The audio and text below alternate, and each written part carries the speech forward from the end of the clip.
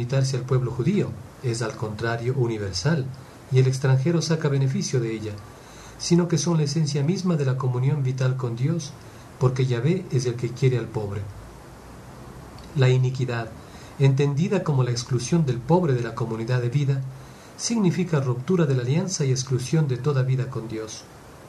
Por medio de la justicia el pueblo santo pone en práctica una vida social conforme a las costumbres divinas.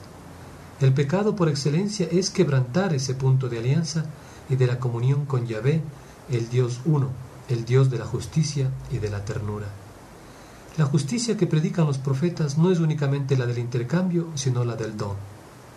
Esta justicia no humilla, porque reconoce el derecho del que recibe, un derecho que no nace de la propiedad y del contrato, sino de la mera necesidad. Es el derecho que tiene todo miembro de la comunidad de participar en los recursos comunes. La vida social solo se concibe dentro de estos caminos para construir un tipo de sociedad auténticamente humana. Más allá del precepto de justicia, ya se perfila otro precepto que lo sobrepasa y le da matices de humanidad. Es el de la misericordia y de la ternura. Está todo listo para anunciar el reino. En el libro del Génesis hay dos relatos de la obra creadora de Dios. Ya hemos visto el relato sacerdotal y el relato yavista. El trabajo se presenta en la Biblia como una dimensión plenamente humana que desarrolla al hombre, solo que entonces el trabajo no nos resultaba penoso ni trabajoso. Por la entrada del pecado en el mundo es por lo que el trabajo resulta fatigante y difícil para el hombre. Después de la falta, el castigo no va directamente al trabajo, sino a su condición penosa, pero nunca en la Biblia se califica el trabajo como algo degradante. Sin embargo, aunque el hombre parezca dichoso, la criatura humana es en cierto sentido incompleta, pues necesita de compañía. Se abre una nueva etapa. Solo en este encuentro se alcanza la hominización plena y encontramos aquí el segundo aspecto de lo social en la creación, la necesidad de vivir en una sociedad para la propia y ajena perfección. Pero recordemos que el hombre no solo fue creado para dialogar con los demás, sino sobre todo con Dios. Esto es lo que le da al hombre su más alta dignidad. Sin embargo, al caer el hombre en la tentación, los tres momentos que hemos señalado sufrieron grandes alteraciones. Es importante observar que estos desgarramientos no surgen de una creación que falle por incapacidad o por envidia divina, sino que son debidos a la libre elección del pecado por parte del hombre. Esta capacidad de elegir libremente es la grandeza del hombre, pero elegir el mal puede significar su ruina. En síntesis, en el Antiguo Testamento, lo religioso y lo social, si bien son dos ámbitos distintos, van de la mano. La ley mosaica prepara la nueva alianza que tiene en la caridad su plenitud de sentido. Un aspecto importante en lo que estamos tratando de la doctrina social de la Iglesia, como hemos apuntado, es su dimensión histórica. En efecto, la persona humana y sus relaciones poseen un intrínseco componente histórico y también una cierta inmutabilidad esencial. Cualquier acción humana debe confrontarse tanto con la propia dimensión esencialmente objetiva e inmutable, es decir, que no cambie, cuanto con la propia dimensión histórica que sí cambia.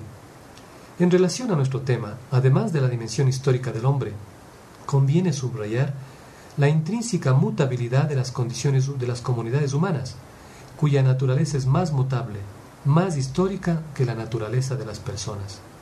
Como consecuencia, aquella parte de la teología que tiene por objeto la sociedad humana, es decir, la doctrina social de la Iglesia, necesariamente será a la vez perenne en lo que atañe a las verdades divinas y humanas, y cambiante en los aspectos que están en íntima cohesión con la historicidad de la persona y de la sociedad. Esto es aún más evidente en la actualidad, que se ha pasado de una sociedad casi estática, como era en la sociedad antigua, la medieval y en algunos casos la moderna, a una sociedad dinámica y muy interdependiente. La actual aceleración del cambio social ha puesto más de relieve la condición histórica de la sociedad y como consecuencia la dimensión histórica de la enseñanza social cristiana. Esta componente histórica de la doctrina social de la Iglesia se manifiesta en los modos diversos, adecuados al momento concreto en que se ha propuesto y vivido tal doctrina durante los 2000 años de cristianismo, eminentemente pastoral en la época apostólica y patrística, es decir, de los santos padres. En modo más doctrinal en el medievo, con insistencias jurídico-sociales en la edad moderna, en forma más de síntesis con el magisterio social reciente. Otra prueba es que este magisterio, aunque con diversos matices, siempre ha tenido en cuenta la necesidad de confrontarse con la situación histórica. Los documentos del magisterio social muestran la convicción que tenían los pontífices de que sus enseñanzas debían adaptarse a las concretas circunstancias de lugar y de tiempo. Todo ello denota que tanto en la actuación social cuanto en los documentos que a ella se refieren, la Iglesia nunca ha olvidado la exigencia de conmesurar sus enseñanzas y su práctica a los requisitos del momento y de la situación. Esto ha comportado que las aserciones e insistencias del magisterio social del último siglo hayan sido diversas. Estas diferencias de planteamiento, de procedimiento metodológico y de estilo que se notan en los diversos documentos no comprometen, sin embargo, la identidad sustancial ni la unidad de la doctrina social de la Iglesia. Precisamente por eso se emplea el término continuidad para expresar la relación de los documentos entre sí, si bien cada uno responde específicamente a los problemas de su tiempo. De ahí que, para entender y practicar correctamente la doctrina social cristiana, sea absolutamente imprescindible un cuidadoso análisis de los signos de los tiempos. Tal requisito no depende de una tradición consolidada, sino más bien de la misma naturaleza de la enseñanza social. Más aún, se debe decir que esa tradición se ha consolidado precisamente por su íntima conexión con la esencia de esta doctrina. Por eso, el magisterio social desde su inicio ha tenido especialmente en cuenta las realidades sociales con el fin de proponer una enseñanza que fuera adecuada a la variación de las condiciones históricas y al constante flujo de los acontecimientos en que se desarrolla la vida de las personas y de las sociedades.